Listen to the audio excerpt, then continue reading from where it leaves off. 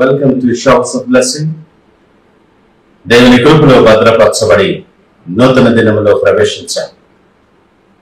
ఈనాటి దేవుని వాగ్దానం, నీవు నన్ను నమ్ముకుంటివి గనుక నిశ్చయముగా నేను నిన్ను తప్పించెదను. I will surely deliver you because you have put your trust in me. Yirmeeya గ్రంథం 38వ అధ్యాయం 18వ వచనం. Praise God. ఈ నూతన దినములో దేవుడు మీ కొరకు సిద్ధపరిచిన ప్రతి దీవెన ఆకాశపు వాకిళ్ళు విప్పి మీ మీద కృమ్మరించునుగాక. మరి ఒక నూతన దినాన్ని ఆరంభిస్తున్న నేపథ్యంలో ప్రేమ కలిగిన వాగ్దానము ద్వారా దేవుడు మనల్ని దర్శిస్తూ ఉన్నాడు. ప్రతి పరిస్థితికి చాలిన దేవుడు ఆయన. అసాధ్యములను సాధ్యముగా చేయగలిగిన దేవుడు. నీ ప్రతి ఇరుకు నుండి, ఇబ్బంది నుండి ఆయన తప్పించగలిగిన సమర్థుడు. నీ బంధకముల నుండి, నీ ప్రతికూల పరిస్థితుల నుండి, నీ శత్రువుల బారి నుండి నిశ్చయముగా తప్పించే దేవుడు. అయితే నువ్వు తప్పించబడాలి అంటే, నిశ్చయముగా నీకున్న ప్రతి పరిస్థితి నుండి నువ్వు కాపాడబడాలి అంటే, నీవు ఒక పని చేయవలసిన వాడివిగా ఉన్నావు. ఆయనను నమ్ముకోవలసిన వానివిగా ఉన్నావు. ప్రతి పరిస్థితిలో ఆయనను నమ్ముకొని ఆయన మీద ఆధారపడాలి. కొన్నిసార్లు మన మార్గంలో విపరీతమైన పరిస్థితులు ఎదురవుతాయి. మన శక్తికి మించినటువంటి శ్రమలు, ఆలోచనలు, ఒక విధంగా పోరాటమే. కానీ లేఖనం అంటుంది కదా, అంతరంగమందు నాకు విచారములు హెచ్చగా నీ గొప్ప ఆదరణ నా ప్రాణమునకు నెమ్మది కలుగు చేయుచున్నదని దావీదు మాట్లాడుతూ ఉన్నాడు. ఎంత గొప్ప అనుభవం అది. ఎన్నో విచారములు మనకి కూడా ఉంటాయి.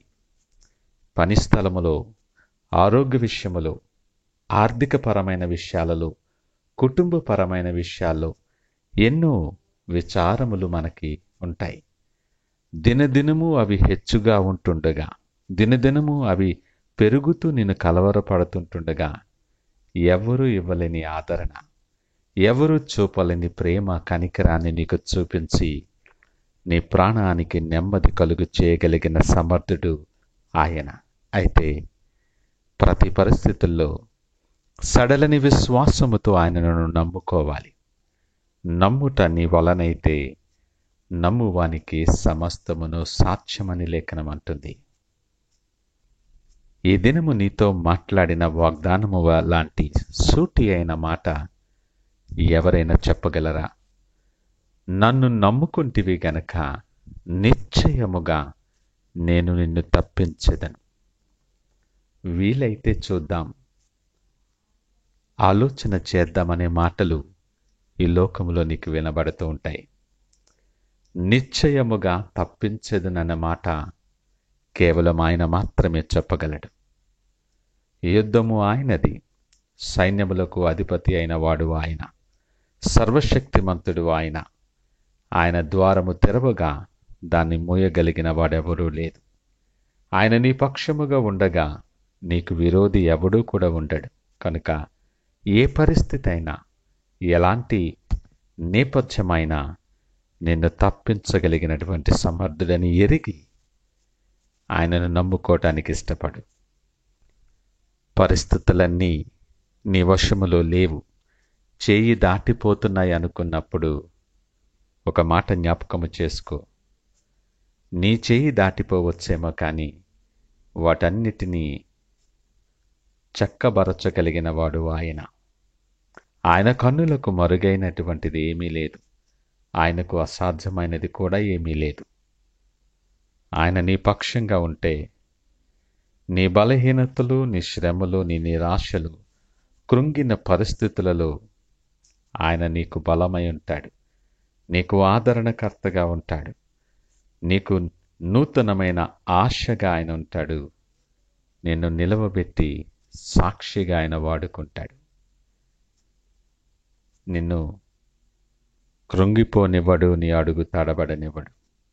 సొమ్మసిల్లిన వారికి బలాభివృద్ధి కలుగచేవాడు ఆయనే.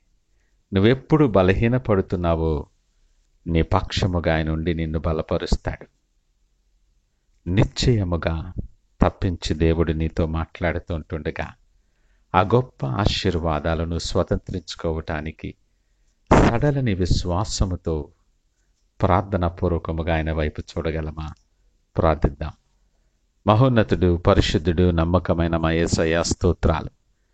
మీరెంతైనా నమ్మదగిన వారైనందుకు మీకు వందనాలు. అవును ప్రభువా, ఆపత్కాలములో నమ్ముకునదగిన సహాయకుడు. మా బంధకముల నుండి, అననుకూల పరిస్థితుల నుండి, మా శత్రువు నుండి మమ్మలను తప్పించువాడా మీకు వందనాలు, స్తోత్రాలు. ఇదిగో నీ యందు నమ్మిక ఉంచటానికి నా మనస్సుని తట్టు తిప్పుకొని ప్రభా నీ సన్నిధిలో సాగిలపడుతున్నాం. నమ్ముట నీ వలనైతే నమ్మువానికి సమస్తమును సాధ్యమంటున్నావు. అపనమ్మకము కలగకుండా సహాయము దయచేయండి. నిన్ను నమ్ముకున్న బిడలుగా నీ గొప్ప కార్యాలు అనుభవపూర్వకముగా మేము ఎరిగి సాక్షులుగా ఉండటానికి సహాయము దయచేసి మీరే మహిమ, ఘనత, ప్రభావాలు పొందమని యేసు పరిశుద్ధ నామమును అడిగి వేడుకొనుచున్నాము తండ్రి. ఆమేన్. God bless you.